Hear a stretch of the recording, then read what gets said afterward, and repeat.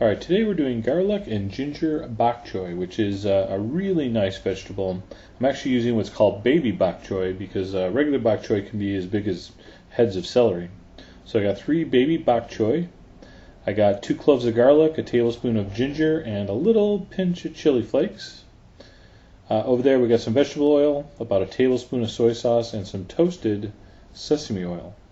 Now first we're going to prep our bok choy. See, there's 2 parts. There's the leaf and the stalk. And most restaurants cook that all together, which I think is a mistake. We're going to separate the stalk from the leaf. So first just cut the bottom off, which is basically going to, just like a head of celery, it's going to basically free up all those ribs.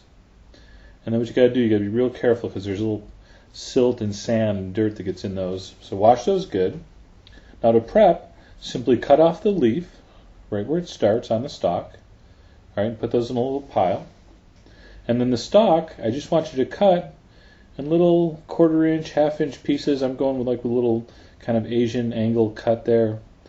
I find people like pointy food, but you could just cut those straight down if you want. So we're going to cut those in, like I say, 1/2 inch pieces, 1/4 inch width pieces.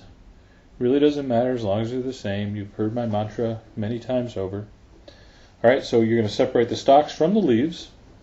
Now the smaller leaves you can just leave like that. Okay, but the bigger leaves, what we'll do is we'll pile those all up together, and I'm going to cut these in half.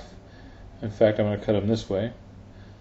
And what we'll do is we'll add those in at the end of the dish so they're not overcooked. See, if you cook bok choy together, by the time the bottom is tender, the tops are just, they're too wilted. And there's the bottoms ready to go. Now, I didn't show this initially, but I found a bell pepper in the fridge. So I'm going to use it up, which will be really nice in this dish. So I'm just going to cut it in little slices. We have a demo on the site about how to trim up a bell pepper. So if you haven't seen that, check it out. Alright, so there's my bok choy bottoms. There's my, I don't know, there's about 1/3 of a red bell pepper. Very hot pan, okay, very hot, with a little bit of vegetable oil. And we're going to leave that heat on high the whole way. See that bok choy sizzling there on the right? Going to leave this on high the whole time. It's only going to cook for a couple minutes. Alright, now you don't have to do the chef flip thing there. You can just use your spatula. Alright, so that's sauteing. We're going to give that about a minute, literally a minute, not too much longer than that. Okay, so it's just starting to soften up just a little bit. The red peppers are getting nice and bright. We're going to grab our garlic. Alright, that's 2 cloves. We're going to dump that in. We'll go ahead and grab our tablespoon of ginger puree. Again, if you want to grate fresh ginger, even better. So our ginger's in there. And then I got about a 1/2 teaspoon of red chili flake. Is a nice little hot aspect there, which I like in almost everything. You can leave that out, or you can put more if you want. Alright, so give that about a 1-minute sizzle. And then basically we're done. We're going to add the leaves, and we're going to add a little soy sauce and a little sesame oil here in a minute. And again, the bottoms of those baby bok choy are very sweet, very tender to begin with. I mean, you could eat those raw. So basically we're just warming them through.